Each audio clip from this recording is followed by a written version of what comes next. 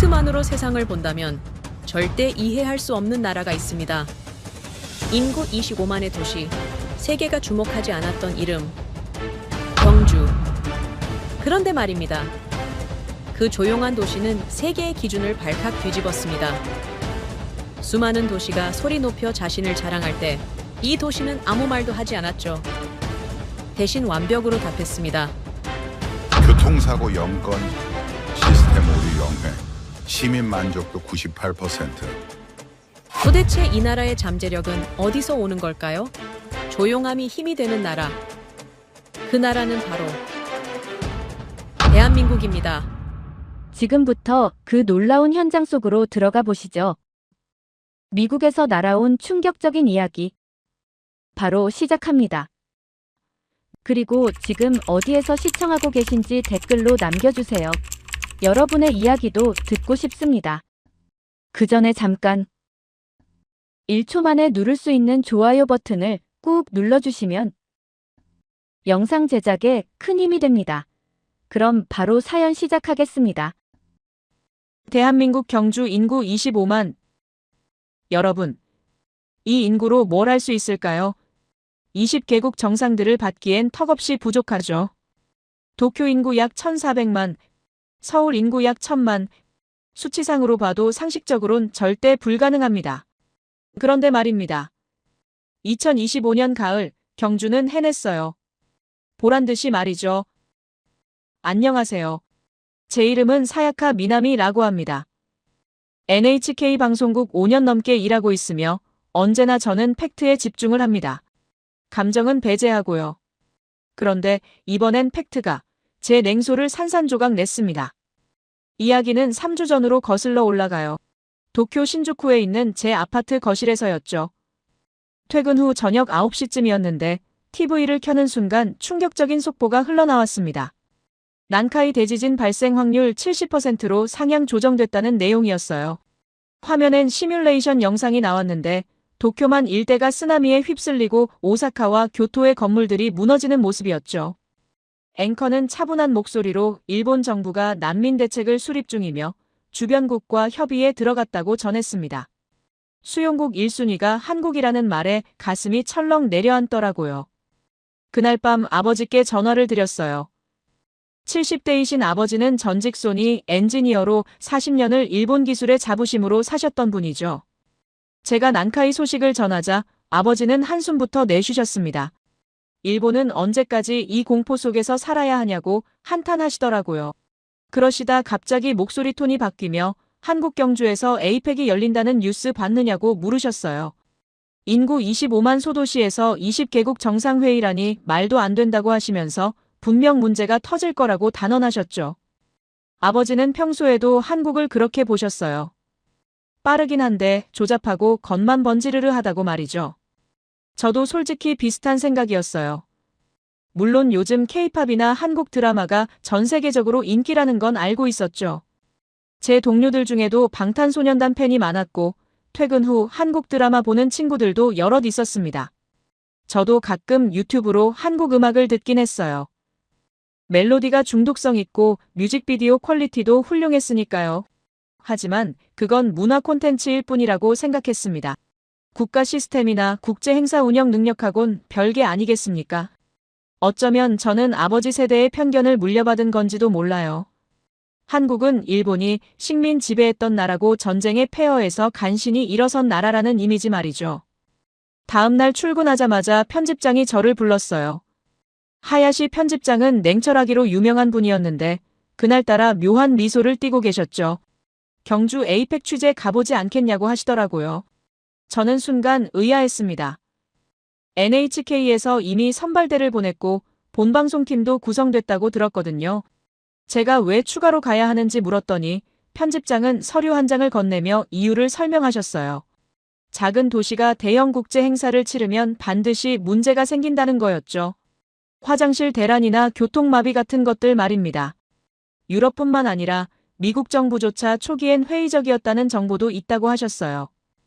편집장은 제게 실패 사례를 집중 취재해 오라고 지시했습니다. 시청자들이 원하는 건 성공 스토리가 아니라 현실적인 문제점이라는 게 그분의 지론이었죠. 저는 5년 넘게 NHK에서 일하며 편집장의 지시를 거스른 적이 없었어요. 팩트에 집중하고 감정을 배제한다는 제 원칙과도 맞았으니까요. 그래서 바로 승낙했습니다. 솔직히 저도 궁금했거든요. 과연 경주가 이 행사를 제대로 치러낼 수 있을지 말이죠. 그날 저녁 집에 돌아와 경주에 대해 조사를 시작했어요.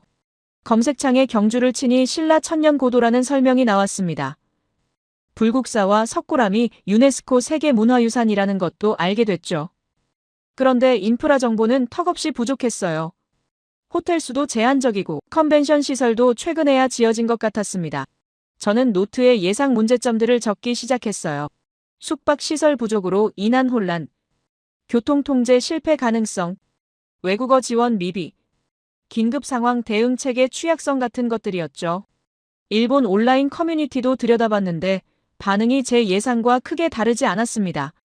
한 네티즌은 경주 같은 소도시에서 에이펙을 연다는 게 말이 되냐며 비웃었고, 또 다른 이는 아시아에서 이런 무모한 시도는 처음 본다고 댓글을 달았어요. 중국도 베이징이나 상하이 같은 대도시에서만 정상회의를 열었는데 한국은 대체 무슨 자신감이냐는 반응도 있었죠.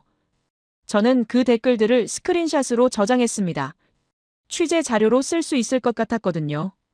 며칠 뒤 아버지가 다시 전화하셨어요. 제가 경주 취재를 간다는 소식을 어머니께 들으셨나 봐요. 아버지는 걱정스러운 목소리로 조심하라고 하시면서도 한편으론 냉소적인 말씀을 이어가셨습니다. 한국이 아무리 요즘 잘 나간다 해도 결국 일본이 닦아놓은 기반 위에서 성장한 거 아니냐고 하시더라고요. 조선시대엔 일본보다 뒤처져 있었고 일제강점기를 거치며 근대화됐으며 전후에도 일본 기술과 자본이 들어가지 않았느냐는 말씀이었죠. 저는 반박하지 않았어요. 오늘날 한일 관계가 복잡하다는 건 알고 있었지만 역사적 사실까지 부정할 순 없었으니까요. 하지만 한편으론 찜찜한 구석이 있었던 것도 사실입니다. K-팝이나 한국 드라마를 볼 때마다 느꼈던 그 놀라운 말이죠. 일본 엔터테인먼트도 훌륭하지만 한국 콘텐츠엔 뭔가 다른 에너지가 있었어요. 완성도와 속도감이 남달랐습니다. 저는 그게 단순히 문화 영역에만 국한된 현상인지 궁금했어요. 혹시 국가 운영 시스템에도 그런 면이 있는 건 아닐까 하는 의문이 들더라고요. 출발 이틀 전 회사에서 마지막 브리핑이 있었습니다. 선발대에서 보내온 보고서를 검토하는 자리였는데 내용이 예상외로 긍정적이었어요. 경주 시내가 깨끗하고 시민들이 협조적이며 준비 상태가 나쁘지 않다는 평가였죠. 하지만 편집장은 그 보고서를 믿지 않았습니다. 표면만 본 거라고 하시면서 진짜 문제는 행사 당일 터진다고 강조하셨어요. 저더러 화장실이나 교통 같은 기본 인프라부터 체크하라고 신신당부하셨죠. 그날 밤 짐을 싸면서 저는 이상한 기분이 들었어요. 취재를 가는 건데 왜 이렇게 긴장되는지 모르겠더라고요. 보통은 담담하게 준비하고 현장에서 팩트만 수집하면 되는데 이번엔 달랐습니다.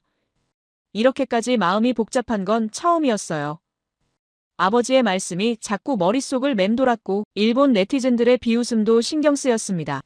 그러면서도 한쪽에선 작은 기대감 같은 게 있었던 것 같아요.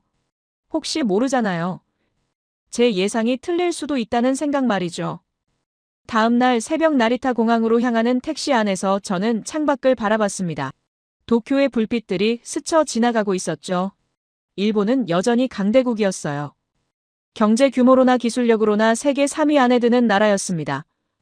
하지만 난카이 대지진 앞에선 속수무책이었고 침몰 가능성 앞에서 무력했죠. 그 순간 문득 이런 생각이 들었습니다. 과연 진짜 강한 나라는 뭘까? 규모가 큰 나라일까요? 아니면 흔들리지 않는 나라일까요? 공항 체크인 카운터에서 탑승권을 받으며 저는 마지막으로 노트를 펼쳤어요. 취재 포인트들이 빼곡히 적혀 있었죠. 화장실 청결도 체크, 교통 통제 수준 평가, 외국인 지원 시스템 점검, 시민 불편 사항 인터뷰, 숙박시설, 과부하 여부 확인 같은 것들이었습니다. 저는 이 항목들을 하나하나 확인하며 문제점을 찾아낼 거라고 확신했어요. 그게 제 임무니까요. 탑승 게이트로 걸어가면서 저는 핸드폰을 꺼냈습니다. 아버지께 출발한다고 문자를 보냈죠. 곧바로 답장이 왔는데 조심하라는 말과 함께 한국이 생각보다 괜찮을 수도 있다는 문장이 있었어요. 저는 순간 놀랐습니다. 평생 한국을 폄하하시던 아버지가 이런 말씀을 하시다니 어쩌면 아버지도 무언가 느끼고 계신 건지도 몰랐어요. 비행기에 몸을 싣고 좌석에 앉았습니다. 창밖으론 나리타 공항의 불빛이 보였고 이륙을 기다리는 다른 비행기들도 보였죠. 저는 노트북을 꺼내 경주 관련 자료를 다시 훑어봤어요. 그러다 문득 이런 생각이 들었습니다. 만약 제가 틀렸다면 어떡하지? 만약 경주가 정말 완벽하게 행사를 치러낸다면 제가 쓸 기사는 뭐가 될까요? 편집장은 실망하실 테고 아버지는 믿지 않으실 거예요. 그런데도 저는 진실을 써야 하는 기자잖아요. 비행기가 천천히 활주로로 움직이기 시작했습니다. 엔진 소리가 점점 커지더니 순식간에 하늘로 솟아올랐죠. 도쿨의 야경이 작아지고 바다가 보이기 시작했어요. 저는 눈을 감았습니다. 그리고 처음으로 이런 생각을 했죠. 이번 취재가 단순히 기사 하나로 끝나지 않을 것 같다고, 뭔가 더 큰 걸 마주하게 될 것 같다고 말이에요. 한국행 비행기는 그렇게 어둠 속을 날아갔고 저는 제가 무엇을 보게 될지 전혀 몰랐습니다. 그때는 몰랐어요. 제 모든 냉소가 산산조각 날 거라는 걸, 그리고 그게 제 인생에서 가장 충격적인 일주일이 될 거라는 것도요. 비행기는 1시간 넘게 날았습니다. 좌석에 앉아 노트북을 펼쳤다 닫기를 반복하며 저는 마음을 가라앉히려 애썼어요. 창밖으론 구름 사이로 아침 햇살이 비치기 시작했고 멀리 바다가 보였죠. 인천이 가까워지고 있었습니다. 착륙 안내방송이 나왔고 저는 안전벨트를 매며 긴장했어요. 곧 제 예상이 맞는지 틀리는지 확인하게 될 테니까요. 비행기가 활주로에 닿았습니다. 기체가 천천히 게이트로 이동하는 동안 저는 핸드폰을 켰어요. 아버지께서 무사히 도착하길 바란다는 문자를 보내셨더라고요. 저는 간단히 답장을 보내고 가방을 챙겼습니다. 입국장으로 걸어가는 통로는 넓었고 조명은 밝았어요. 벽면엔 한국 전통 문양이 현대적으로 재해석된 디자인이 보였죠. 입국 심사대로 향하는 동안 공항 내부가 눈에 들어왔습니다. 깨끗했어요. 바닥은 반짝거렸고 천장도 높았죠. 안내 표지판은 한국어와 영어는 물론 일본어와 중국어까지 병기되어 있었습니다.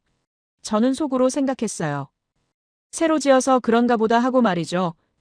입국 수속은 생각보다 빨랐어요. 줄도 짧았고 심사관도 친절했습니다. 수화물을 찾고 나니 화장실이 급했습니다. 장거리 비행 후엔 누구나 그러듯이 말이죠. 표지판을 따라 걸어가며 저는 무의식적으로 나리타 공항을 떠올렸어요. 오후 3시도 아니고 오전 시간인데 관리 상태가 어떨지 궁금했죠. 일본도 아침엔 괜찮지만 시간이 지날수록 상태가 나빠지니까요. 문을 열고 들어서는 순간 저는 그대로 멈춰섰습니다. 충격이었어요. 냄새가 없었거든요. 아니 정확히는 은은한 향이 났습니다. 바닥은 완전히 건조했고 거울은 물 한 방울 없이 깨끗했어요. 변기마다 비데가 설치되어 있었고 휴지도 넉넉했습니다. 세면대 옆엔 자동 비누 디스펜서와 핸드 드라이어가 있었고 벽면엔 비상위생 키트까지 비치되어 있었죠. 저는 당황했어요. 이게 대체 어떻게 된 일입니까? 오전 시간인데도 공항 화장실이 이렇게 완벽할 수가 있나요? 그런데 더 놀라운 건 그 다음이었습니다. 화장실 구석에서 작은 로봇이 바닥을 청소하고 있는 게 아니겠어요. 흰색 원형 로봇이 조용히 움직이며 구석구석을 닦아내고 있었죠. 저는 흠칫 놀랐습니다. 일본에서도 로봇 청소기는 봤지만 공항 화장실에서 실제로 작동하는 건 처음이었거든요. 저는 애써 마음을 추스르며 생각했어요. 여행객이 많으니 여기만 그런 거겠지 하고 말이죠. 벽면에 청소 체크표를 봤습니다. 오늘 날짜로 30분 단위 점검이 표시되어 있었고 담당자 이름까지 적혀 있었어요. 저는 사진을 찍었습니다. 취재 자료로 쓸 수 있을 것 같았거든요. 하지만 속으로는 불편한 감정이 일었습니다.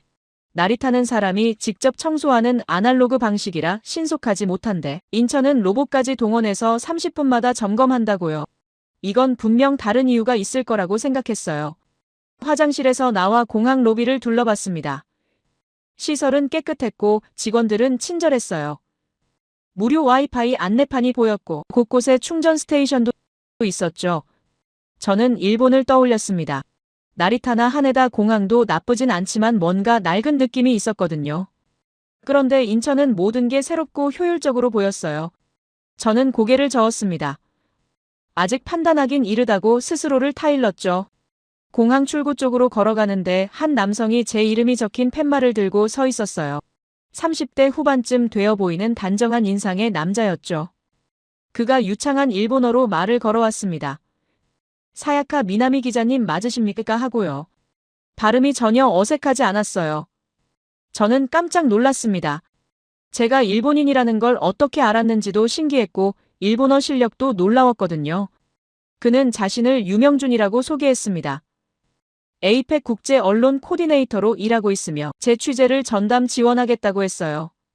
영어로도 한 번 더 말했는데 발음이 원어민 수준이었죠. 저는 명함을 받으며 그를 관찰했습니다. 차분한 태도에 배려심이 느껴졌고 프로페셔널한 인상이었어요.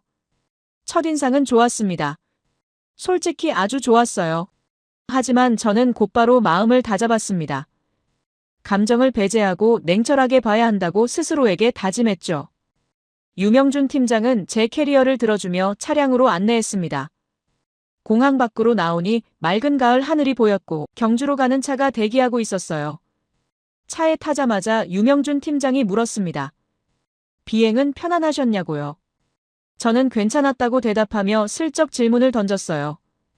인천공항 화장실이 인상적이었는데 항상 저렇게 관리되냐고 말이죠. 유명준 팀장은 미소를 지으며 대답했습니다. 내 30분 단위 점검은 기본이고 로봇 청소 시스템도 2년 전부터 도입했다고요. 그러면서 덧붙였어요. 한국에선 이게 평균 수준이라고 말이죠. 저는 속으로 흠칫했습니다. 평균이라고요. 특별한 게 아니라 기본이라는 말인가요? 세계를 이끄는 인류 자본국인 일본도 화장실 관리는 늘 약점이었어요. 직접 청소하는 방식이라 신속하지 못했고 인력 부족 문제도 심각했죠. 차는 고속도로로 접어들었습니다. 창밖으론 맑은 하늘과 정돈된 도로가 보였고 간간히 지나가는 차량들도 있었어요. 유명준 팀장은 경주까지 약 2시간 걸린다고 설명했습니다. KTX 고속열차를 타면 더 빠르지만 차로 가는 게 경치도 보고 좋다고 했죠. 저는 고개를 끄덕이며 창밖을 바라봤어요. 도로는 깨끗했습니다. 차선도 또렷했고 표지판도 명확했어요. 중간중간 휴게소도 보였고 주유소도 있었죠. 저는 숨겨진 문제점을 찾으려 애썼습니다. 분명 어딘가 허술한 구석이 있을 거라고 생각했거든요. 하지만 보이는 건 정돈된 풍경뿐이었어요. 저는 노트북을 꺼냈습니다. 자료를 정리하는 척하면서 사실은 머릿속을 정리하고 있었죠. 인천공항에서 본 것들이 자꾸 떠올랐습니다.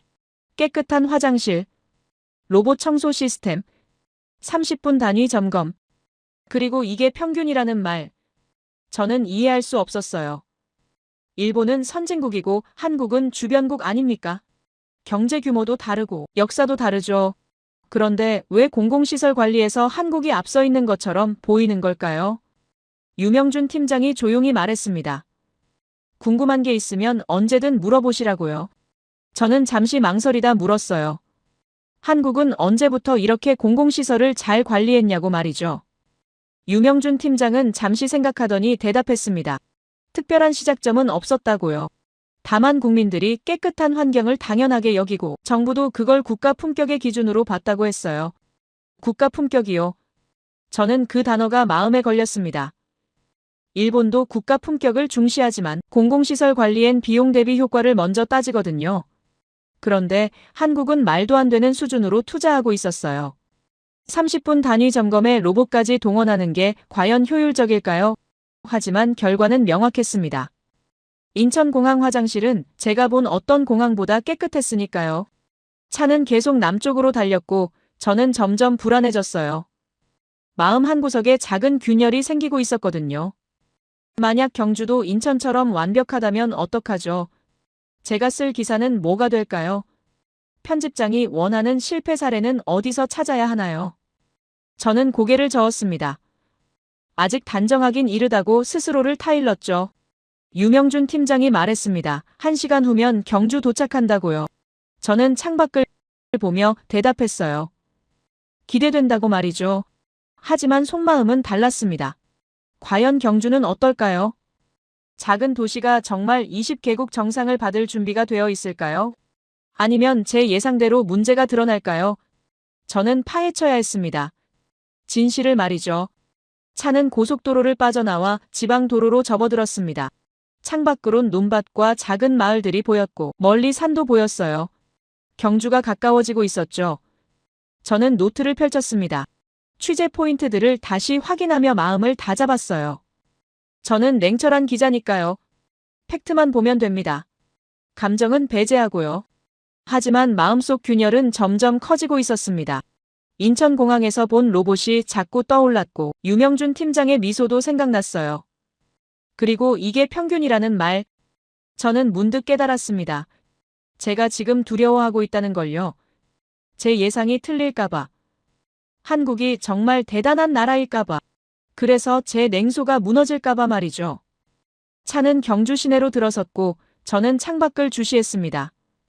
곧 진실을 마주하게 될 테니까요. 차는 경주 외곽으로 접어들었고 유명준 팀장이 말했습니다. 잠시 휴게소에 들러서 쉬어가는 게 어떻겠냐고 하시더라고요. 저는 괜찮다고 했지만 팀장님은 경주 도착 전에 한 번쯤은 쉬는 게 좋다며 차를 휴게소 주차장으로 몰았어요. 사실 저도 화장실이 필요했고 커피도 한 잔 마시고 싶었거든요. 차에서 내리니 시원한 가을바람이 불었고 주차장엔 여러 대의 차량과 고속버스들이 서 있었습니다. 휴게소 건물로 걸어가면서 저는 주변을 둘러봤어요. 깔끔했습니다. 주차장 바닥도 정돈되어 있었고 쓰레기 하나 보이지 않았죠. 입구에 들어서자 넓은 로비가 펼쳐졌는데 생각보다 훨씬 쾌적한 공간이었어요. 천장이 높았고 자연광이 들어오도록 설계되어 있었습니다. 곳곳에 앉을 수 있는 의자와 테이블이 배치되어 있었고 사람들이 편안하게 쉬고 있었죠. 저는 먼저 화장실로 향했습니다. 표지판을 따라 걸어가는데 벌써부터 예감이 좋지 않았어요. 아니 정확히는 좋은 예감이었죠. 문을 열고 들어서는 순간 저는 발칵 놀랐습니다. 인천공항과 똑같았거든요. 아니, 어떤 면에선 더 좋았어요. 바닥은 완전히 건조했고 냄새는 전혀 나지 않았습니다. 세면대는 반짝거렸고 거울엔 얼룩 하나 없었어요.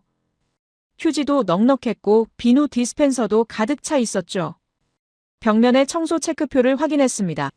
오늘 날짜로 45분 단위 점검이 표시되어 있었고 마지막 점검이 불과 20분 전이었어요. 저는 사진을 찍으며 혼란스러웠습니다. 휴게소예요. 고속도로 휴게소 화장실이 이렇게 깨끗할 수가 있나요? 일본의 휴게소는 최소한의 관리만 하는데 한국은 공항 수준을 유지하고 있었던 겁니다. 이건 말이 안 됐어요. 비용이 얼마나 들어갈지 상상도 안 됐거든요. 화장실을 나와서 주변을 관찰했어요.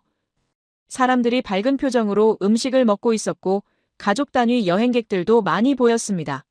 고속버스에서 내린 어르신들이 손자 손녀와 함께 앉아서 간식을 먹고 있었고 젊은 커플들은 셀카를 찍으며 웃고 있었죠.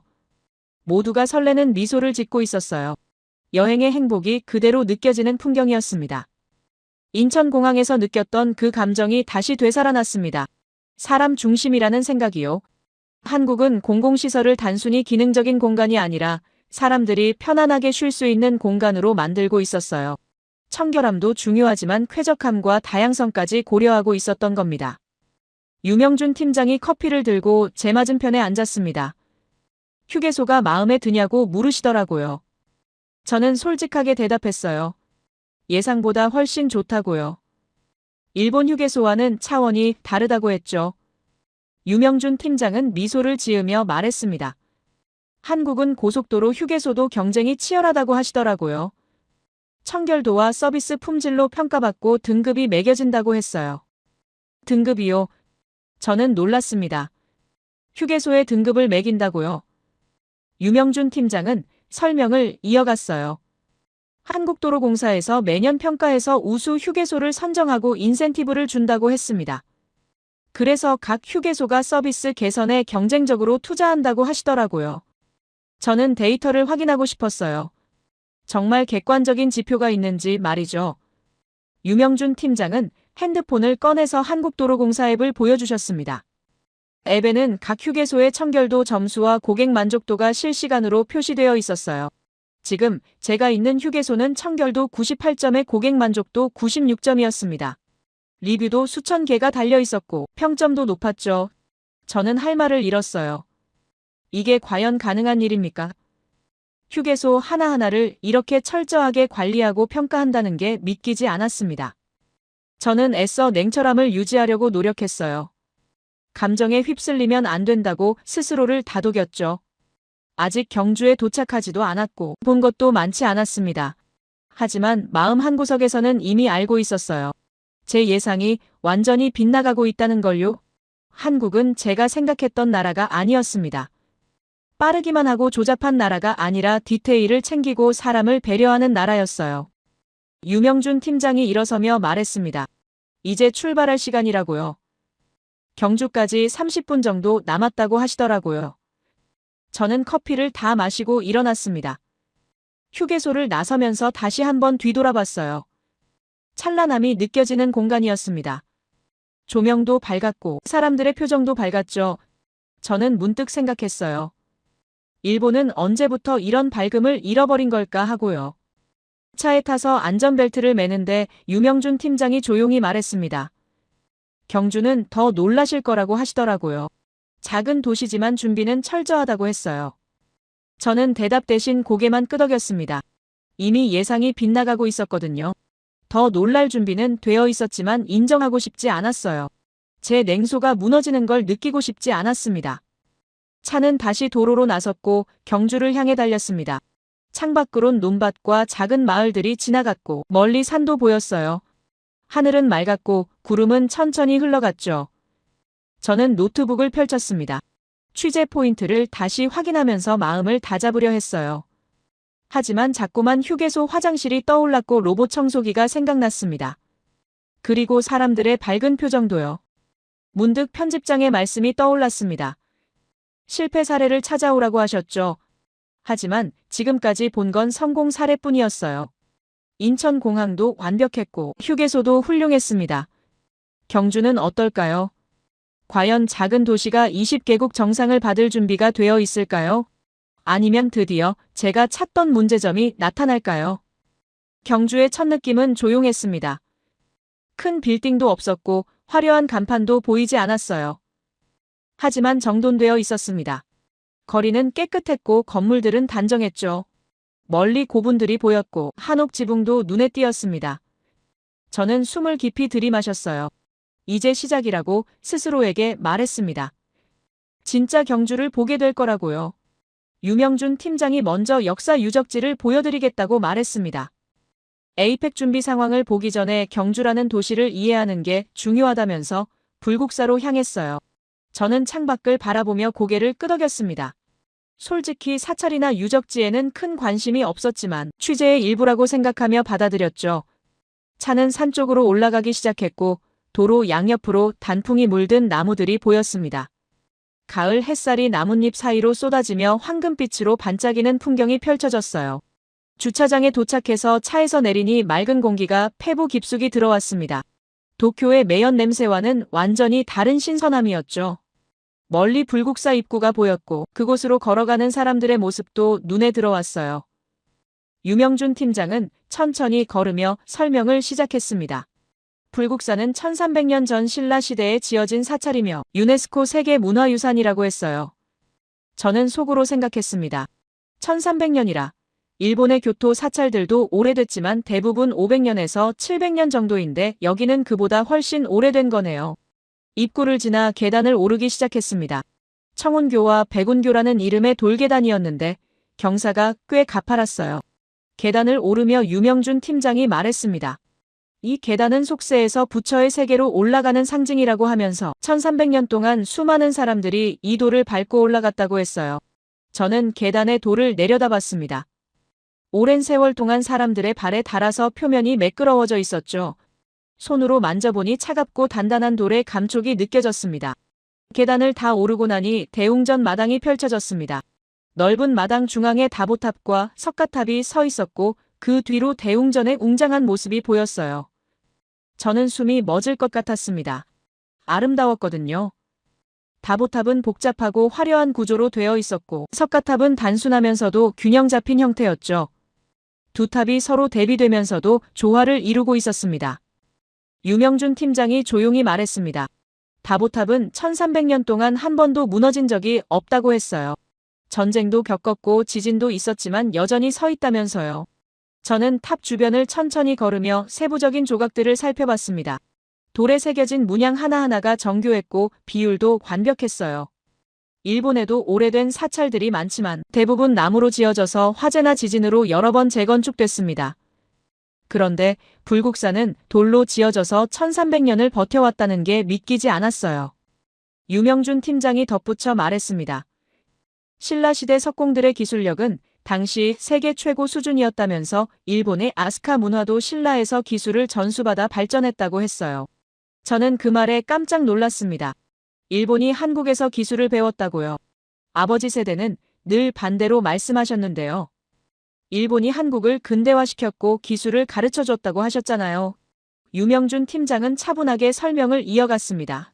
삼국시대와 신라시대에는 한반도의 기술과 문화가 일본으로 건너갔고 특히 건축과 불교 문화는 백제와 신라의 영향이 컸다고 했어요.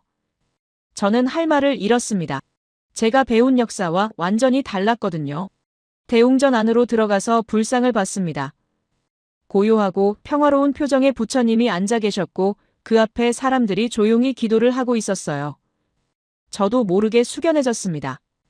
1300년 동안 이곳을 지켜온 역사의 무게가 느껴졌거든요. 전쟁도 있었고 침략도 있었지만 이 사찰은 여전히 서 있었습니다. 유명준 팀장이 나지막이 말했습니다. 한국 사람들은 이런 유산을 보존하는 걸 철학이라고 생각한다면서 단순히 건물을 유지하는 게 아니라 정신을 이어가는 거라고 했어요. 불국사를 나와서 다시 차를 타고 첨성대로 향했습니다. 시내 중심부에 있는 유적지라고 했어요. 차는 좁은 골목길을 지나 넓은 공원 같은 곳에 도착했습니다. 주차를 하고 내리니 멀리 벽 모양의 돌 구조물이 보였어요. 그게 첨성대였습니다. 생각보다 작았지만 뭔가 신비로운 느낌이 들었죠. 유명준 팀장이 설명을 시작했습니다. 첨성대는 1400년 전에 지어진 천문대이며 동양에서 가장 오래된 천문 관측 시설이라고 했어요. 가까이 다가가서 첨성대를 자세히 봤습니다. 돌이 362개 쌓여 있다고 유명준 팀장이 말했어요. 1년 365일을 상징한다면서 위쪽 창문은 추나추동 사계절을 나타낸다고 했습니다. 저는 놀랐습니다. 1400년 전에 이런 수학적 정밀함을 가진 건축물을 만들었다는 게 믿기지 않았어요. 일본에도 오래된 건축물들이 있지만 이 정도로 과학적인 설계는 본 적이 없었습니다. 유명준 팀장이 덧붙였습니다. 신라는 천문학이 발달했고 농사와 항해에 필요한 달력을 정확하게 만들었다면서 이런 기술력이 일본에도 전해졌다고 했어요. 저는 첨성대 주변을 천천히 걸으며 생각에 잠겼습니다. 제가 학교에서 배운 역사는 일본이 한국보다 앞서 있었고 근대화도 먼저 이뤘다는 내용이었어요. 그런데 지금 보니 고대에는 오히려 한국이 더 발전된 문명을 가지고 있었던 것 같았습니다. 1300년 된 사찰, 1400년 된 천문대, 이런 것들이 일본에는 없었어요. 아버지가 알아야 할 진실이 여기 있다는 생각이 들었습니다. 우리가 배운 게 전부가 아니었다는 사실 말이죠. 첨성대를 나와서 근처 카페로 걸어갔습니다. 유명준 팀장이 잠시 쉬면서 차를 마시자고 제안했어요. 카페는 한옥을 개조한 곳이었는데 전통적인 외관에 현대적인 인테리어가 조화를 이루고 있었습니다. 안으로 들어가서 창가 자리에 앉았어요. 창밖으로 첨성대가 보였고 그 너머로 경주 시내의 풍경이 펼쳐졌습니다. 카페를 가려고 길을 걷는데 앞에서 누군가 쓰레기를 바닥에 버리는 게 보였습니다. 저는 순간 실망했어요. 역시 한국도 여기까지구나 싶었죠. 지금까지 봤던 깨끗한 거리와 철저한 관리가 모두 거칠애였나 싶더라고요. 그런데 바로 그때 뒤에서 남자 중학생으로 보이는 학생 2명이 달려와서 그 쓰레기를 주워서 근처 쓰레기통에 넣는 게 아니겠어요. 저는 깜짝 놀라서 그 장면을 지켜봤습니다. 근데 쓰레기 버린 사람의 목소리와 억양을 들어보니 한국 사람은 아닌 것 같았어요. 쓰레기를 버린 사람은 중국 관광객인 것 같다면서 한국 학생들이 자발적으로 주운 거라고 했죠. 저는 얼굴이 화끈거렸습니다. 제가 한국인이 버렸다고 단정 지었던 거잖아요. 알고 보니 중국인 관광객이었고 쓰레기를 버린 그들은 자리에서 유유히 사라졌습니다. 편견이 얼마나 무서운지 그 순간 깨달았습니다. 깨끗한 환경을 유지하는 건 시스템만이 아니라 시민들의 의식이 뒷받침되어야 한다는 걸 보여주는 장면이었어요. 일본도 공공질서는 좋지만 요즘 젊은 세대는 예전만 못하다는 말이 많았는데 한국의 중학생들은 당연하다는 듯 쓰레기를 주었습니다. 저녁 무렵이 되어 유명준 팀장이 동궁과 월지를 보여주겠다고 말했습니다. 야경이 아름답기로 유명한 곳이라면서 에이펙 기간에도 많은 외빈들이 방문할 예정이라고 했어요. 차를 타고 10분쯤 달려서 넓은 주차장에 도착했습니다. 차에서 내리니 어둠이 내리기 시작하고 있었고 멀리서 은은한 조명이 보였어요.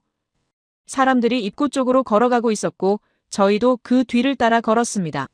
입구를 지나자 넓은 연못이 펼쳐졌습니다. 그리고 저는 숨을 멈췄어요. 연못 주변에 복원된 신라 시대 건물들이 서 있었고 그 건물들이 조명을 받아 황금빛으로 빛나고 있었습니다. 건물의 그림자가 연못 수면에 비쳐서 마치 두 개의 궁궐이 존재하는 것 같은 착각이 들었어요. 물 위로 반사된 불빛들이 물결에 따라 일렁이며 환상적인 풍경을 만들어내고 있었습니다. 유명준 팀장이 설명을 시작했습니다. 동궁과 월지는 1300년 전 신라 왕궁의 별궁이었고 왕족들이 연회를 열던 곳이라고 했어요. 일제강점기와 한국전쟁을 거치며 파괴됐다가 수십 년에 걸쳐 복원했다면서 조명은 최신 LED 기술을 사용했지만 전통 건축물의 분위기를 해치지 않도록 설계했다고 했습니다. 저는 그 말에 고개를 끄덕였어요. 기술과 전통이 충돌하지 않고 조화를 이루고 있었거든요. 연못가를 천천히 걸으며 저는 주변을 관찰했습니다. 사람들이 조용히 산책하고 있었고 연인들은 손을 잡고 걸으며 사진을 찍고 있었어요. 가족 단위 방문객들도 많이 보였고 외국인 관광객들도 눈에 띄었습니다. 모두가 평화로운 표정이었고 이 아름다운 야경을 즐기고 있었죠. 저는 문득 아버지 생각이 났습니다. 아버지는 기술과 전통이 대립한다고 말씀하셨는데 여기서는 그 둘이 완벽하게 어우러져 있었어요. 벤치에 앉아서 연못을 바라보는데 옆에서 한국어로 대화하는 소리가 들렸습니다. 젊은 대학생들로 보이는 남녀 4명이 앉아서 이야기를 나누고 있었어요. 그중 한 여학생이 일본 애니메이션 이야기를 하고 있었고 남학생은 일본 여행 계획을 세우고 있었습니다. 저는 무심코 그쪽을 쳐다봤고 여학생과 눈이 마주쳤어요. 그 학생이 밝게 웃으며 일본어로 말을 걸었습니다. 일본 분이시냐고요? 저는 놀라서 네 그렇다고 대답했습니다. 그러자 학생들이 반가워하며 자기들도 일본 문화를 좋아한다고 말했어요. 특히 애니메이션과 음악을 좋아한다면서 일본어도 독학으로 배우고 있다고 했습니다. 저는 어색하게 웃으며 대답했어요. 저도 한국 드라마와 K-팝을 좋아한다고 했죠. 학생들은 더욱 밝아지며 한일 양국이 서로 배울 게 많다고 말했습니다. 정치적인 문제는 복잡하지만 문화적으로는 가까운 나라라면서요. 그들과 10분쯤 이야기를 나누고 헤어졌습니다.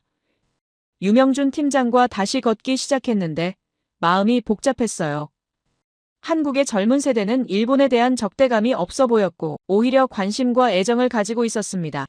제가 생각했던 것과 완전히 달랐어요.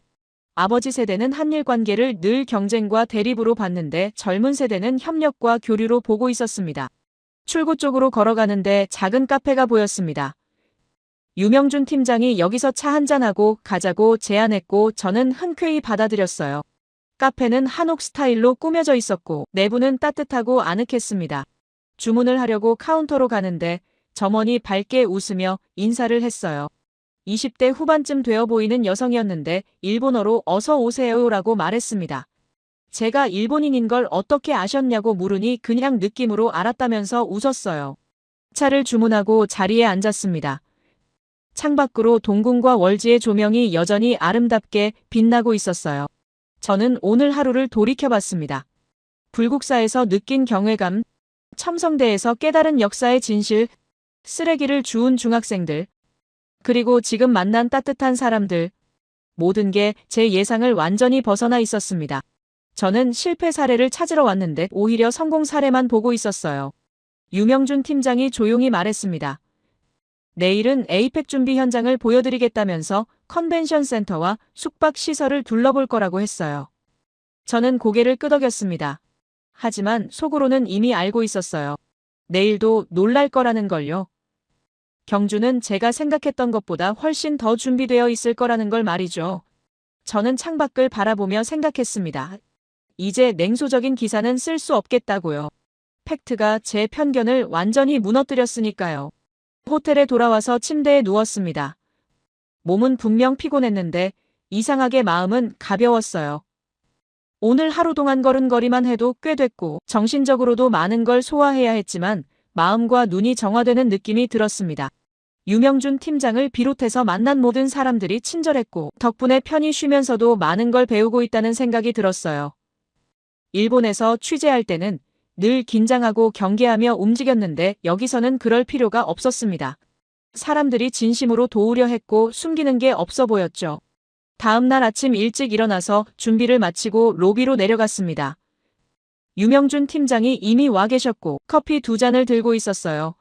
하나를 건네주며 오늘은 긴 하루가 될 거라면서 미리 카페인을 충전하자고 했습니다.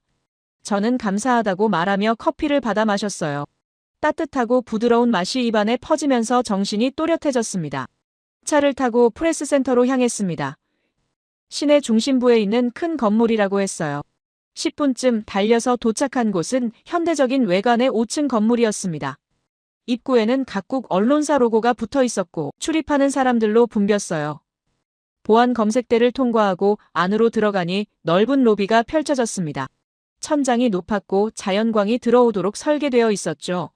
곳곳에 안내 데스크가 있었고 직원들이 여러 언어로 응대하고 있었습니다.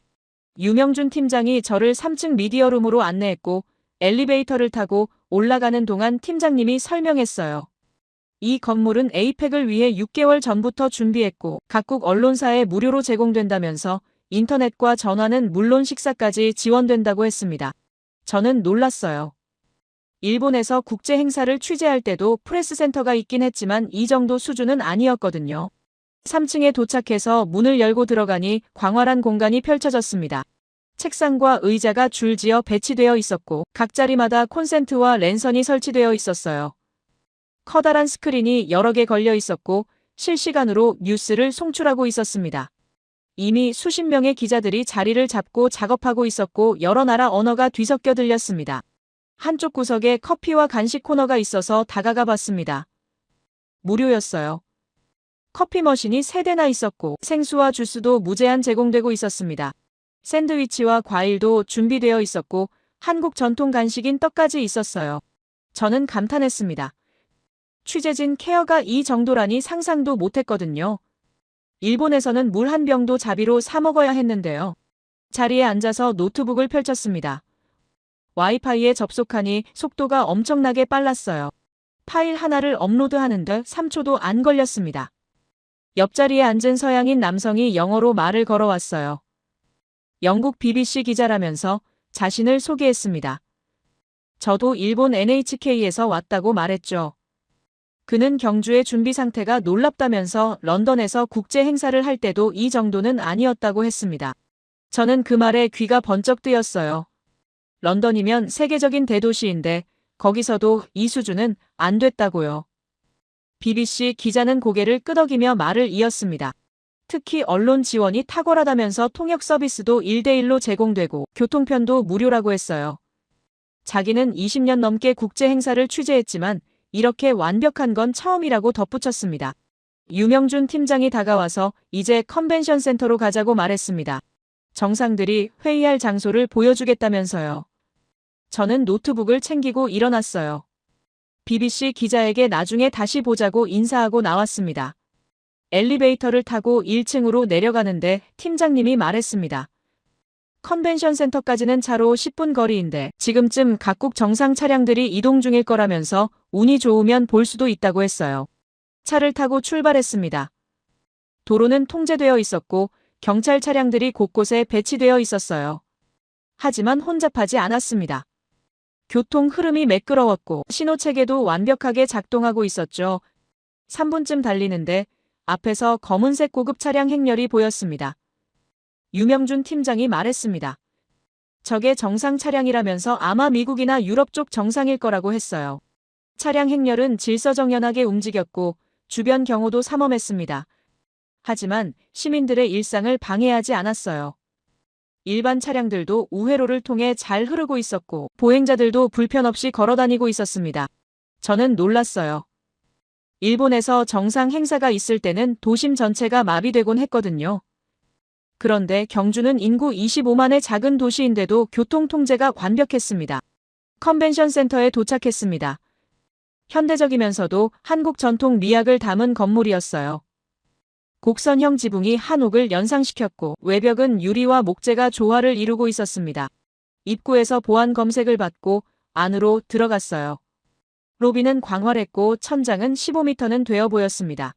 샹들리에 대신 한지로 만든 조명이 달려 있었고 은은한 빛을 발하고 있었죠. 유명준 팀장이 저를 회의장으로 안내했습니다. 복도를 걸어가는데 각국 경호원들과 스태프들이 분주하게 움직이고 있었어요. 회의장 문 앞에 도착하자 팀장님이 잠시 기다리라고 했습니다. 안에서 최종 점검이 진행 중이라면서요. 3분쯤 기다리니 문이 열렸고 안으로 들어갈 수 있었습니다. 회의장은 원형 구조였고 중앙에 큰 원탁이 놓여 있었습니다.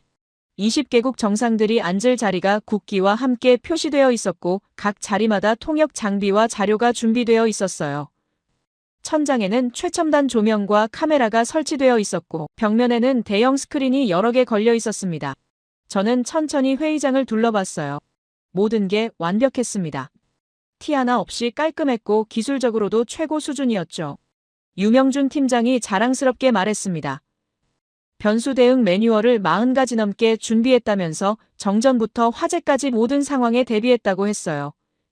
실시간 모니터링 시스템도 구축했고 각국 경호팀과도 긴밀하게 협력하고 있다고 했습니다.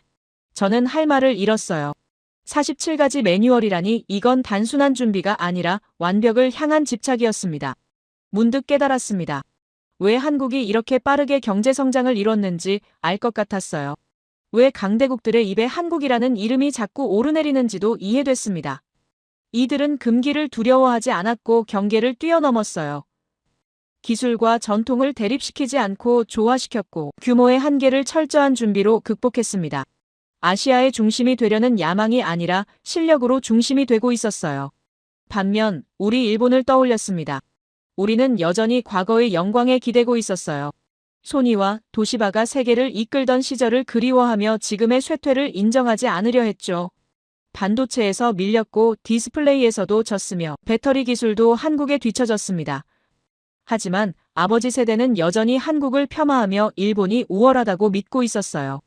대부분 메이드 인 재팬을 자랑스러워합니다. 당연히 자국 제품을 좋아하는 건 당연하지만 그 자부심은 이제 편견이 되어 있었어요. 한국을 제대로 보지 못하게 만드는 장벽이었고 현실을 외면하게 만드는 이유였습니다. 저 역시 그 영향을 받았고 냉소로 무장했었죠. 핸드폰을 들고 아버지께 전화를 걸었습니다. 밤 10시가 넘은 시간이었지만 아버지는 받으셨어요. 제가 경주의 상황을 전하자 아버지는 침묵하셨습니다. 정말 그렇게 완벽하냐고 물으시더라고요. 저는 네, 그렇다고 대답했습니다. 제가 본 것은 완벽함을 넘어선 무언가였다고 했어요. 아버지는 한숨을 쉬셨습니다. 일본은 어디서부터 잘못된 걸까 하시면서요. 저는 대답할 수 없었습니다. 아버지의 한탄이 제 가슴을 아프게 했거든요. 평생을 일본의 자부심으로 사신 분이 이렇게 무너지는 모습을 보는 게 괴로웠어요. 하지만 이게 현실이었습니다. 한국은 리드하고 있었고 일본은 뒤처지고 있었어요. 인정하기 싫어도 팩트였습니다. 경주에서의 마지막 밤이 지나고 아침이 밝았습니다. 호텔 창문을 열어보니 맑은 하늘이 펼쳐져 있었고 멀리 토암산이 보였어요. 오늘은 도쿄로 돌아가는 날이었습니다. 공항으로 가는 차 안에서 유명준 팀장이 말했어요. 취재가 도움이 됐으면 좋겠다면서 궁금한 게 더 있으면 언제든 연락하라고요. 저는 진심으로 감사하다고 대답했습니다. 팀장님 덕분에 한국을 제대로 볼 수 있었다고 했죠. 유명준 팀장은 미소를 지으며 대답했어요. 한국은 늘 이렇다면서 조용히 준비하고 확실하게 보여주는 게 우리 방식이라고 했습니다. 인천공항에 도착해서 체크인을 마쳤습니다. 출국장으로 걸어가면서 저는 마지막으로 한국을 둘러봤어요. 사흘 전과 똑같이 깨끗하고 질서정연했지만 이제는 다르게 보였습니다. 이 모든 게 우연이 아니라 시스템이라는 걸 알게 됐거든요. 한국은 디테일을 놓치지 않았고 사람을 중심에 뒀으며 미래를 준비하고 있었어요. 비행기에 탑승했습니다. 창가 자리에 앉아서 안전벨트를 매는데 승무원이 일본어로 인사를 건넸어요. 편안한 여행 되시라면서 밝게 웃었습니다. 비행기가 천천히 활주로로 이동하기 시작했고 곧 이륙했어요. 창밖으로 인천이 점점 작아지고 있었습니다. 1시간 남짓 비행하고 나리타 공항에 도착했습니다. 입국 수속을 마치고 밖으로 나오는데 도쿄의 공기도 맑았지만 어딘가 모르게 답답했어요. 속이 답답한 거였죠. 일본, 우리나라에 돌아왔는데 뭔가 공허했습니다. 차를 타고 집으로 향하는 동안 창밖을 바라봤어요. 도쿄는 여전히 거대했고 화려했지만 뭔가 낡아 보였습니다. 건물들은 오래됐고 도로는 좁았으며 사람들 표정도 지쳐 보였죠. 집에 도착해서 짐을 풀고 샤워를 뒤 짐 정리를 미룬 채 소파에 앉았습니다. TV를 켜니 뉴스가 나오고 있었어요. 난카이 대지진 발생 확률이 다시 상향 조정됐다는 보도였습니다. 전문가는 향후 30년 내 발생 가능성이 80%라면서 일본 정부가 대피 계획을 재점검 중이라고 했어요. 화면에는 시뮬레이션 영상이 나왔고 도쿄와 오사카가 쓰나미에 잠기는 모습이었습니다. 저는 가슴이 철렁했어요. 난카이뿐만이 아니었습니다. 일본은 끊임없이 지진에 시달렸고 태풍도 매년 찾아왔으며 화산 폭발 위험도 상존했어요. 자연재해에 계속해서 노출되어 있는 나라였습니다. 그런데 우리는 무엇을 준비하고 있을까요? 대피 훈련과 비상식량 비축이 전부였어요. 근본적인 해결책은 없었습니다. 아쉬움을 뒤로한 채 다음 날 출근해서 곧바로 편집장님 앞에 섰습니다. 보고서를 제출하는 자리였어요. 편집장은 기대에 찬 표정으로 물었습니다. 문제점을 많이 찾았겠다면서 어떤 실패 사례가 있었냐고 했어요. 저는 솔직하게 대답했습니다. 문제점을 찾지 못했다고요. 오히려 모든 게 완벽했다고 했습니다.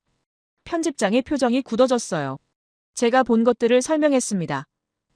프레스센터의 완벽한 지원, 컨벤션 센터의 세밀한 준비, 경주 선언의 전체 합의, 90억 달러 규모의 투자까지 모든 걸 이야기했어요. 편집장은 고개를 저었습니다. 너무 긍정적이라면서 이건 기사가 아니라 홍보물이라고 했어요. 시청자들은 현실적인 문제점을 보고 싶어 한다면서 다시 쓰라고 지시했습니다. 저는 거절했습니다. 이건 팩트라고 말했어요. 제가 직접 보고 확인한 사실이라면서 거짓을 쓸 수 없다고 했습니다. 편집장은 화를 냈고 5년 넘게 일하면서 처음 지시를 거부하는 거냐면서 목소리를 높였습니다. 저는 담담하게 대답했어요. 기자는 본 것을 쓰는 사람이라고요. 원하는 것을 쓰는 사람이 아니라고 했습니다. 결국 제 기사는 채택되지 않았습니다. 편집장은 다른 기자에게 경주 에이펙을 맡겼고 저는 배제됐어요. 책상으로 돌아와서 앉았는데 허탈했습니다. 제가 본 진실이 묻히는 게 안타까웠어요. 하지만 어쩔 수 없었습니다. 일본 언론은 한국의 성공을 인정하고 싶지 않았으니까요. 그날 저녁 아버지께 전화가 왔습니다. TV에서 경주 에이펙 뉴스를 봤다면서 놀랐다고 하셨어요. 90억 달러 투자와 엔비디아 칩 26만 개 공급 소식을 들었다면서 한국이 정말 대단하다고 말씀하셨습니다. 저는 놀랐어요. 평생 한국을 폄하하시던 아버지가 처음으로 인정하시는 거였거든요. 아버지는 말씀을 이어가셨습니다. 자신이 틀렸던 것 같다면서 한국을 제대로 보지 못했다고 고백하셨어요. 일본이 가르쳐줬다고 생각했는데 오히려 한국에서 배워야 할 게 많은 것 같다고 하셨습니다. 목소리에 힘이 없었어요. 평생의 신념이 무너지는 소리였습니다.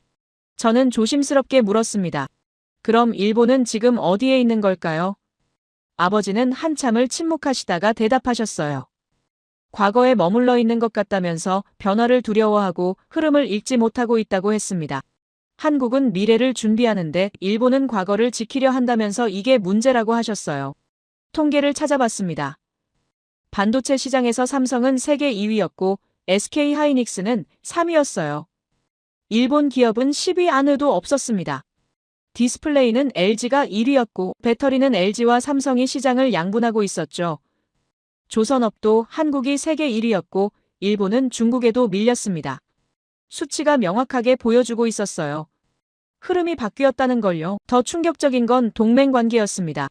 경주 에이펙에서 미국은 한국과 긴밀하게 협력했고 반도체 공급망에서 한국을 핵심 파트너로 지목했어요. 일본도 동맹국이지만 기술 협력에서는 한국이 우선순위였습니다. 미국은 흐름을 읽고 있었어요. 어느 나라가 미래 기술을 주도할지 알고 있었습니다. 아버지와 통화를 마치고 창밖을 바라봤습니다.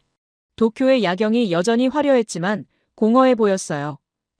네온 사이는 밝았지만 방향은 없었고 건물은 높았지만 비전은 보이지 않았습니다. 난카이 대지진의 공포는 계속됐고 태풍과 지진의 위협도 상존했어요. 자연재해 앞에서 우리는 무력했고 미래 앞에서도 주저하고 있었습니다. 한국은 달랐습니다. 자연재해가 적은 것도 축복이었지만 그보다 중요한 건 미래를 향해 달리고 있다는 거였어요. 난카이 같은 재앙을 걱정하는 대신 반도체와 배터리에 투자했고 과거의 영광을 되새기는 대신 새로운 기술을 개발했습니다. 본질적인 차이였어요. 일본은 지키려 하고 한국은 만들어가고 있었습니다. 저는 노트를 펼쳤습니다. 비록 회사에서는 채택되지 않았지만 제가 본 진실을 기록해야 했어요. 일본이 어떤 위치에 있는지 객관적으로 분석하기 시작했습니다. 경제 규모는 여전히 크지만 성장률은 정체됐고 기술 혁신은 멈췄으며 인구는 감소하고 있었어요. 반면 한국은 작지만 빠르게 성장했고 기술은 세계 최고 수준이었으며 글로벌 영향력도 커지고 있었습니다.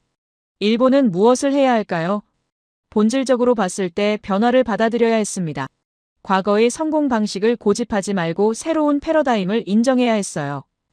한국을 경쟁 상대로만 보지 말고 배울 점을 찾아야 했습니다. 미국과의 동맹도 중요하지만 아시아 이웃과의 협력도 필요했어요. 하지만 일본은 변하지 않을 것 같았습니다. 아버지 세대의 자부심이 너무 강했고 인정하기엔 자존심이 상했으며 바꾸기엔 시스템이 경직돼 있었어요. 저는 한탄했습니다. 이대로 가면 일본은 점점 더 뒤처질 거라고요. 난카이 대지진보다 더 무서운 건 정신적 침몰이라는 생각이 들었습니다. 일주일이 지났습니다. 회사에서는 여전히 제 기사를 거부했고 저는 다른 업무를 맡았어요. 하지만 마음속에선 경주에서 본 것들이 계속 맴돌았습니다. 이대로 묻어두기엔 너무 중요한 진실이었거든요. 어느 날 밤 집에 혼자 앉아 있는데 결심이 섰어요. 회사가 쉽지 않으면 제가 직접 세상에 알리겠다고요. 개인 소셜미디어 계정을 열었습니다. 팔로워가 많지는 않았지만 진심을 담아 글을 쓰기 시작했어요. 경주는 말하지 않았다고 썼습니다. 단지 완벽으로 답했을 뿐이다. 기자로서 본 가장 조용한 승리였다. 인구 25만의 작은 도시가 20개국 정상을 받았고 90억 달러 투자를 이끌어냈으며 세계가 감탄했다. 이건 운이 아니라 준비였고 우연이 아니라 실력이었다고 적었어요. 사진도 함께 올렸습니다. 불국사의 웅장함, 첨성대의 정밀함, 동궁과 월지의 아름다움, 컨벤션 센터의 완벽함, 모든 장면이 담긴 사진들이었어요. 마지막에 해시태그를 달았습니다. 경주 에이펙, 조용한 완벽, 아시아의 미래. 그리고 업로드 버튼을 눌렀습니다. 다음 날 아침 핸드폰을 확인했는데 놀랐습니다. 수백 개나 달려 있었고 공유도 수천 번 됐어요. 일본 네티즌들의 반응은 폭발적이었습니다. 기자가 왜 이런 글을 쓰냐는 댓글도 있었지만 대부분은 공감하는 내용이었어요. 한 네티즌은 자기도 경주에 가봤는데 정말 충격이었다면서 일본이 배워야 한다고 썼습니다. 댓글을 하나하나 읽어내려갔습니다. 20대 여성은 K-팝 팬인데 한국의 조직력과 완성도가 대단하다는 걸 이제야 이해했다고 했어요. 30대 남성은 자기도 엔지니어인데 한국 기업의 기술력을 인정할 수밖에 없다면서 일본이 정신 차려야 한다고 썼습니다. 40대 주부는 다음 생엔 한국인으로 태어나고 싶다는 농담 섞인 댓글을 남겼어요. 하지만 비난도 있었습니다. 일부 네티즌들은 제가 매국노라면서 일본을 배신했다고 공격했어요. 한국에 매수됐냐는 악플도 달렸고 기자 자격이 없다는 댓글도 있었습니다. 저는 상처받지 않았어요. 예상했던 반응이었고 진실을 말하면 항상 따라오는 대가였으니까요. 회사에서 전화가 왔습니다. 편집장이었어요. 화가 나 있었습니다. 회사 허락 없이 개인 계정으로 기사를 올렸다면서 징계를 검토하겠다고 했어요. 저는 차분하게 대답했습니다. 개인 의견을 올린 거지 회사 기사를 유출한 게 아니라고요. 제가 직접 보고 느낀 것을 쓸 권리는 있다고 했습니다. 편집장은 더 이상 할 말이 없었는지 전화를 끊었어요. 며칠 뒤 유명준 팀장에게 메시지를 보냈습니다. 그동안 도움 주신 것에 감사하다면서 제가 쓴 글도 링크로 보냈어요. 몇 시간 후 답장이 왔습니다. 글 잘 읽었다면서 용기 있는 기자라고 칭찬해 주셨어요. 한국은 언제나 열려 있으니 다시 오고 싶으면 연락하라면서 따뜻한 말씀을 건네주셨습니다. 그날 저녁 아버지가 집으로 찾아오셨습니다. 제 글을 보셨다고 했어요. 처음엔 놀랐지만 읽고 나서 많은 생각을 했다면서 함께 이야기하고 싶다고 하셨습니다. 거실에 마주 앉아서 차를 마시며 대화를 시작했어요. 아버지는 조용히 말씀하셨습니다. 자신의 생각이 틀렸다는 걸 인정한다면서 한국을 제대로 평가하지 못했다고 고백하셨어요. 저는 물었습니다. 그럼 이제 어떻게 해야 할까요? 아버지는 한참을 생각하시다가 대답하셨어요. 같이 가보고 싶다면서 경주 말이에요. 직접 눈으로 보고 싶다고 하셨습니다. 저는 놀랐어요. 70평생 한국을 폄하하시던 분이 직접 가보고 싶다니요. 하지만 기뻤습니다. 변화의 시작이었으니까요. 다음 주말 아버지와 함께 항공권을 예약했습니다. 경주행이었어요. 아버지는 설레는 표정이셨고 저도 다시 가게 돼서 기뻤습니다. 이번엔 기자가 아니라 딸로서 아버지를 안내하는 거였어요. 불국사도 보여드리고 첨성대도 함께 걸으며 천년의 역사를 느껴보려 했습니다. 그날 밤 창밖을 바라봤습니다. 도쿄의 불빛이 여전히 밝게 빛나고 있었지만 이제는 다르게 보였어요. 일본도 여전히 아름다운 나라였고 배울 점이 많은 곳이었습니다. 다만 변화를 받아들여야 했고 이웃을 인정해야 했어요. 경쟁보다는 협력이 필요했고 과거보다는 미래를 봐야 했습니다. 달빛이 창문으로 들어왔습니다. 부드럽고 평화로운 빛이었어요. 저는 미소를 지었습니다. 제 글이 작은 변화의 시작이 되길 바랐고 더 많은 일본인들이 한국을 제대로 보게 되길 바랐어요. 국경을 넘어선 이해와 협력이 아시아의 미래라는 걸 믿었습니다. 핸드폰을 열어서 댓글을 다시 확인했습니다. 여전히 새로운 댓글이 달리고 있었고 공유도 계속 늘어나고 있었어요. 한 네티즌이 썼습니다. 이 글을 읽고 편견이 깨졌다면서 한국 여행을 계획하고 있다고요. 또 다른 네티즌은 자기 아버지도 생각이 바뀌셨다면서 감사하다고 했습니다. 저는 답글을 달기 시작했습니다. 한 명 한 명에게 성심껏 대답하며 제가 본 것을 더 자세히 설명했어요. 경주의 완벽함, 한국 사람들의 친절함, 시스템의 철저함, 미래를 향한 비전까지 모든 걸 나눴습니다. 시간 가는 줄 몰랐어요. 진실을 나누는 일이 이렇게 보람있을 줄 몰랐습니다.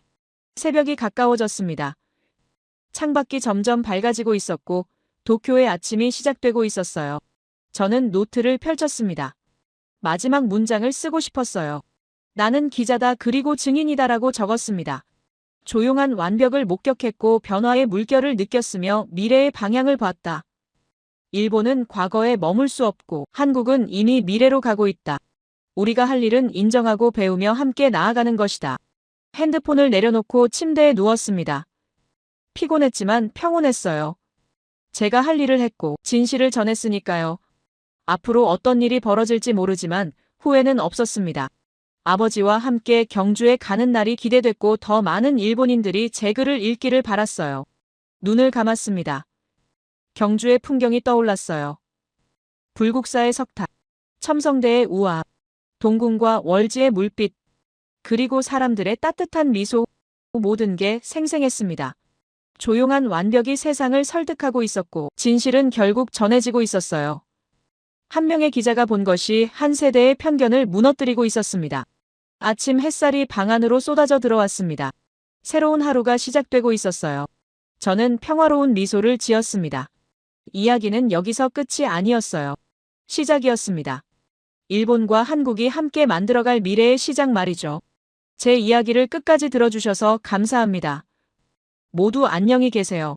오늘의 사연 어떻게 들으셨나요? 겉으론 단순히 한 나라의 성공담 같지만 가만히 생각해보면 그 안에는 참 많은 의미가 담겨 있는 것 같아요. 우리 주변에도 그런 조용한 완벽을 만들어가는 사람들이 많을지도 모르겠어요. 그리고 그들이 세상을 조금씩 앞으로 움직이고 있는 게 아닐까 싶네요. 여러분은 어떻게 생각하시나요? 여러분의 생각을 아래 댓글에 남겨주세요. 그리고 감동적인 사연을 주변 사람들과 공유하고 함께 이야기 나눠보세요. 마지막으로 1초밖에 걸리지 않는 구독과 좋아요, 알림 설정은 영상 제작에 큰 힘이 됩니다. 지금까지 감동을 담아 여러분께 진심을 전하는 감동담기였습니다. 오늘 하루도 행복한 하루 보내세요.